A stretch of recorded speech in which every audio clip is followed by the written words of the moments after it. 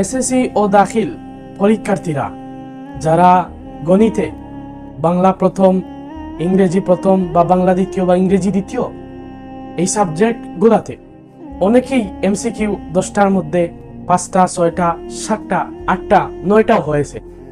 আসলে তাদের জন্য আজকে বিশেষ একটি গুরুত্বপূর্ণ টপিক আমি আপনাদের সম্মুখে শেয়ার করব ইনশাআল্লাহ। আমি একজন ছাত্রের কাছ থেকে আমার জানা একটি ঘটনা আপনাদের সাথে শেয়ার করতে চাচ্ছি। অবশ্যই ভিডিওটি রিপোস্ট এবং শেয়ার করে দিবেন। একজন ছাত্র আমাকে যখন তার 8টা হয়েছিল এমসিকিউ গণিতে গত বছর, সে 2025 সালের দাখিল পরীক্ষার্থী ছিল। সে হতবাগা হয়ে গেছে যে তার তো সবগুলাতেই এ প্লাস পাওয়ার মার্কেট সে আনসার দিয়েছে, কিন্তু গণিতে এসে সে হুচুট খেয়ে পড়ে গেছে।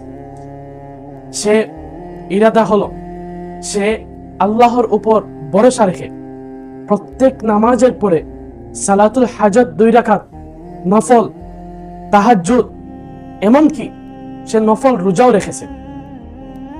শেষ মুহূর্তে যখন পরীক্ষার রেজাল্ট আসলো, আসলে এটা আপনার জন্য সম্ভব, অসম্ভবের কিছু নেই। আল্লাহ পাহাড়কে পানি বানাতে পারেন, অন্ধকারকে ফর্সা বানাতে পারেন, দিনকে রাত বানাতে পারেন। আল্লাহ চাইলে আপনার পরীক্ষার রেজাল্টও ভালো করে দিতে পারেন। তার সেই 8টা এমসিকিউ সে তাহাজ্জুদ, সালাতুল হাজত, নফল রোজা রেখে সে আল্লাহর রাস্তায়, আল্লাহর জন্য সে একদম রেজাল্ট পর্যন্ত আল্লাহর রাস্তায় কাটিয়েছে। তারপর সে আল্লাহর উপর ভরসা রেখে বাকি পরীক্ষাগুলো ভালো করে দিয়েছে। তারপর তার রেজাল্ট যখন যেদিন আসতেছিল, ওই দিন সে সকাল 7টার সময় উঠেছে। সে 7টার সময় উঠে ফজরের নামাজ পড়ে 7টার সময় উঠেছে। উঠার পর সে তার রুমের দরজা লাগিয়ে সে নামাজরত অবস্থায় ঠিক 1টা পর্যন্ত, প্রায় জোহরের আজান হয়েছে, সে ঘর থেকে বের হয়েছে।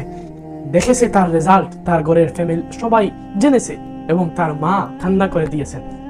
এটা অসম্ভবের কিছু নেই। আপনারও যদি 5টা, 6টা, যদি আপনার 7টা, 8টা, 9টা, যদি 3টাও হয়, আপনি নিরাশ হবেন না। মুসলমান কখনো নিরাশ হয় না। আপনি আপনার রবের সাথে কথা বলেন, অসম্ভবের কিছু নেই, সম্ভব হবে। সে তার রেজাল্ট হয়েছে A+। সে গাবলিয়ে যাওয়ার পর, সে গণিতে হুচুট খাওয়ার পর আল্লাহর ভরসা, আল্লাহর নাম দিয়ে শুরু করে বিসমিল্লাহ করে পরবর্তী পরীক্ষাগুলো দিয়েছে এবং আল্লাহর সাথে তার কানেকশন ছিল। এজন্য তার এই সফলতা। এটা কোনো